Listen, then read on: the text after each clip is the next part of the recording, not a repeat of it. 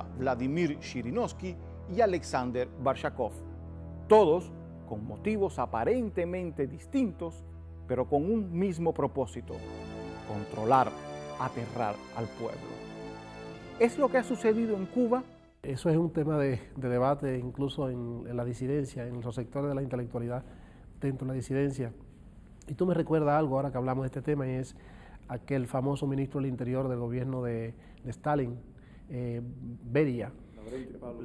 Beria era un típico, un representante de esas anomalías psicopáticas que tienen las personas cuando llegan al poder. Era feroz, era cruel, pero además era sádico y usaba mucho la ironía, y eso se ve también en las personas que hoy están dentro de la nomenclatura cubana. Hay rostros visibles, todo el mundo dice Fidel Castro, pero hay rostros visibles dentro de ese aparato que son muy cercanos a ese trastorno de la personalidad. Uno es el señor Escalona. Si viste las imágenes del juicio de Ochoa y la forma, el sadismo, aquella forma tan descarnada de condenar lo humano, te das cuenta que solamente es posible en alguien que tenga una mentalidad enferma, de alguien que no puede pertenecer a lo humano, porque son personas que se separan tanto del hombre que llegan a crear un círculo de poder, un círculo de relaciones totalmente enferma. Hay una morbosidad enorme en el funcionamiento del régimen. Por eso yo hablo de que si la sociedad cubana es enferma, hay que ver que una vez que se elimine la causa de esa enfermedad, que son estos hombres enfermos que dirigen el poder, entonces podemos sanar a todos los cubanos y de hecho a la sociedad cubana. Ellos me agarraron por la fuerza y me introdujeron dentro de una máquina. Entonces yo dije, esto es un abuso, esto lo hacen porque yo soy activista por los derechos humanos. Y esto lo hacen más conmigo porque estoy ciega, porque con otra gente que ve actuarían de otra forma, pero conmigo son más abusivos. Y me puse a gritar abajo Fidel varias veces. Y entonces me cogieron por aquí y me apretaron grandemente para que cuando yo fuera a hablar no pudiera, porque me iba a morder lo que es la parte esa de la cara.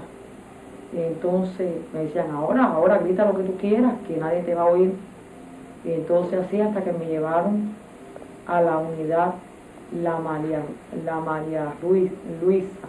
En los regímenes comunistas y en estos regímenes totalitarios, estos psicópatas tienen un papel fundamental, importante. Normalmente los psicópatas en una sociedad normal deben ser o tratados con psicofármacos o recluidos en centros psiquiátricos para controlar estas emociones descabelladas, este instinto de hacer daño a otras personas. Sin embargo, en los regímenes totalitarios, ellos necesitan de estas personas con ese trastorno de personalidad, con esos síntomas psiquiátricos, para mantener represivamente controlado a la sociedad en sí, o sea, a las masas, que los impulsos normales de libertad, de instinto, de buscar una forma de vida mejor de ese pueblo, sean reprimidos por estos psicópatas. Bajo condiciones totalitarias son excelentes, porque para ellos, para un psicópata, violar, humillar, entrar a las 3 de la mañana con guantes negros a darle de bofetadas a un disidente, a un libre pensador, un profesor,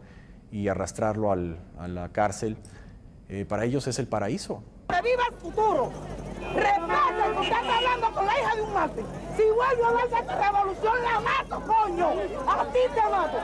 Esta revolución se respeta. Los psicólogos consideran que no todos los miembros de las estructuras políticas, partidistas y represivas de los regímenes totalitarios sufren el desorden antisocial de la personalidad, aunque no descartan que el número de ellos exceda el 2% que se encuentra en la población promedio. ¿Cuál es el ambiente entonces en que se mueven los dirigentes políticos en las dictaduras? ¿Quiénes los cuidan? ¿Quiénes los rodean? Fidel tiene que moverse precisamente en un ambiente similar al que él cree que debe ser correcto para poder mantener su poder, y se busca aliados incondicionales sobre todo que respondan precisamente a esa orden de incondicionabilidad. Por eso es visible también en la policía el nivel de analfabetismo, el nivel de inseguridad que tienen como personas, el nivel de ruptura en su comportamiento como ciudadanos normales. Y entonces, ¿qué hacen? Buscan cierto ángulo en el poder real para poder ejercerlo desde el maltrato, la mala forma, la humillación, la represión. Es decir, hay un complejo en el comportamiento individual de los miembros de la nomenclatura política, sobre todo el aparato represivo, que se asocia directamente a trastorno visible de la personalidad o a rasgos psicopáticos evidentes de personalidad. Mucho se ha hablado de los éxitos de la salud pública del régimen cubano, incluso de sus logros en el terreno de la psiquiatría, sector que durante décadas estuvo a cargo del comandante Bernabé Ordaz, director del Hospital Psiquiátrico Mazorra de La Habana, uno de los seguidores de Fidel Castro en la Sierra Maestra.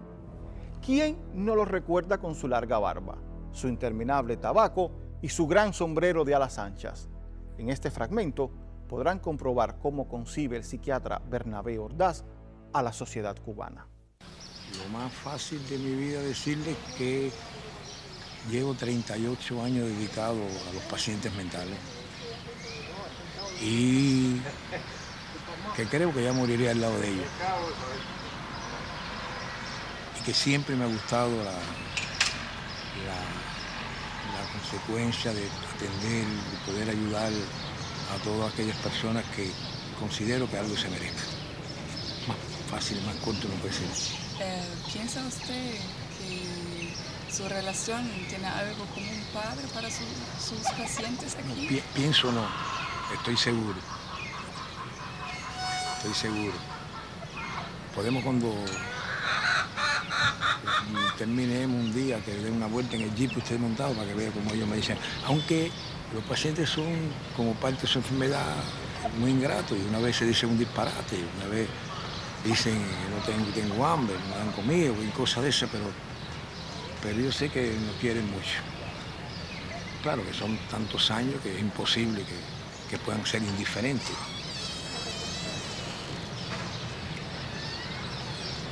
Mi sueño más grande, seguro, es ver a Cuba libre.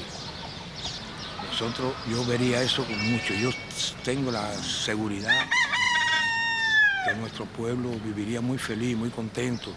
Y después puede ser que algún día alguien nos demuestre que estábamos equivocados, pero que nos lo demuestre con nuestro trabajo, no con nuestra cosa, porque si ustedes se quieren mucho, nadie se lo puede mostrar más que uno al otro, pero no por obligación de la mamá de uno, del papá de otro, diciéndole cosas que no son, sino que sean los que escojan, de acuerdo a la actitud, como esos pavos que usted ve ahí tan lindos, que nosotros tenemos aquí. Así yo quisiera que estuvieran todos los cubanos. Mire. ¿En qué país usted ve eso? Mire. Esas pavos. Mire, allí donde quiera. Hasta eso no se ve en otro país. Ese es un animal muy jíbaro. Y mire aquí cómo están, donde quiera, usted los toca y todo y no se huyen. Así es como queremos que seamos nosotros. Un aspecto importante en el laberinto sórdido de los aparatos represivos en los regímenes totalitarios es el comportamiento de los subalternos hacia sus superiores, y en particular hacia el máximo líder. Los psicólogos llaman masoquismo psíquico a este aspecto de sumisión de los psicópatas más débiles ante una figura más fuerte, más arrogante y agresiva. Ciertas características, y una de ellas es que respeta al fuerte, pero humilla al débil. En otras palabras, si alguien está abajo de él, es inusualmente cruel con ellos.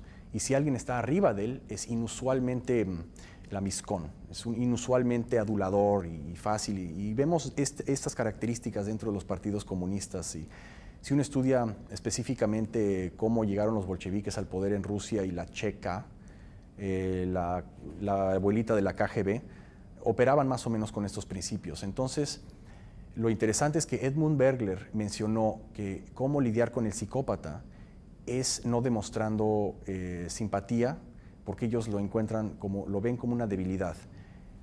Bergler recomendó usar la fuerza con ellos. Y vemos cómo, es interesante, la Unión Soviética no respetó a los presidentes americanos que le daban concesiones como Jimmy Carter, más bien respetó a Reagan.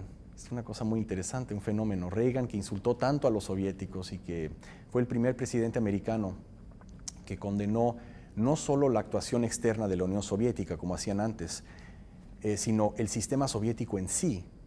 Y hace 15 años fue Reagan el que dijo, señor Gorbachev, destruye esta pared, ¿no? En Berlín. Mr. Gorbachev, tear down this wall. Él fue el que retó frontalmente, de una forma directa y agresiva, a la Unión Soviética. Las élites comunistas respetan a Reagan.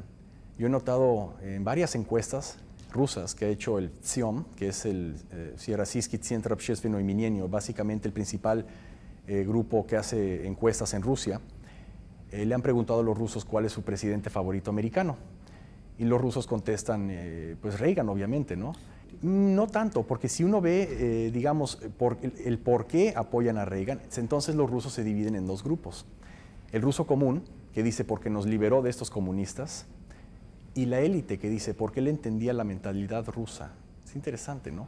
Pero no sé si es la mentalidad rusa tanto como la mentalidad bolchevique. Ejemplo es el caso de Hassan, que es un dirigente de la juventud cubana.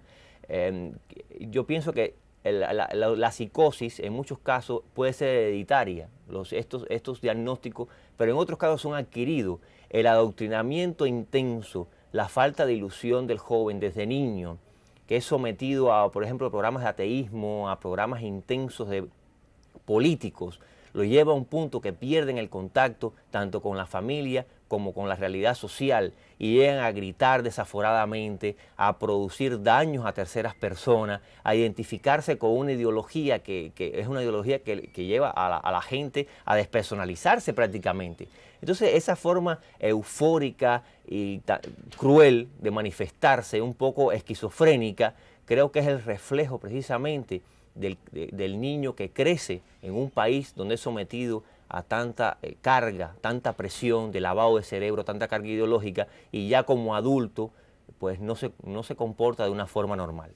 Una vez más, la pujanza de nuestras ideas, la grandeza de nuestra obra, la firmeza de nuestros cimientos indestructibles, construidos con la moral, con el ejemplo de generaciones de cubanos que entregaron lo mejor de su talento, su sangre generosa, para que esta revolución fuera de los humildes, por los humildes y para los humildes, nuestro pueblo todo, en una lección de genuina democracia, sin parangón alguno en la historia de la humanidad, en ninguna latitud. Yo diría, Hassan Pérez es un ejemplo claro de eso. Hassan Pérez es histérico, muy histérico, tiene una verborrea que aparenta ser coherente, sin embargo en el contenido le sucede exactamente lo mismo que al comandante en jefe. Hay una ruptura entre lo que él dice y lo que él hace, porque él no se hace pueblo, ya dejó de hacerse pueblo. Y esa dicotomía es precisamente visible y además le permite a uno llegar con más facilidad al diagnóstico. Roberto Robaina en su momento demostró ante las cámaras y todo el que se relacionaba con él manifestar también esos rasgos psicopáticos de personalidad. Y el caso del canciller, que como bien dice Carlos Alberto Montaner, lo mismo que te interpreta un bolero, trata de improvisar un son porque no es una persona que es original, se puede ver, pero en este con mayor nitidez que en el resto. Sus manos parecen las manos de un retrasado mental. Sus gestos son típicos de una persona que tiene que repetir lo que le han dicho, o sea, actúa con una memoria aprendida y con citas aprendidas. Y eso también es típico de aquellas personas que tienen una gran incapacidad intelectual y que lo manifiestan o se exacerba precisamente por los rasgos psicopáticos de su personalidad. No muy tarde, Cuba escribirá una nueva página de su historia. Emprenderá su tránsito hacia la democracia. Afrontará grandes desafíos. Saber cómo mirar atrás y abordar el pasado. Saber qué hacer con quienes ayer reprimieron, con nuestros psicópatas, será uno de esos retos. Muchas gracias.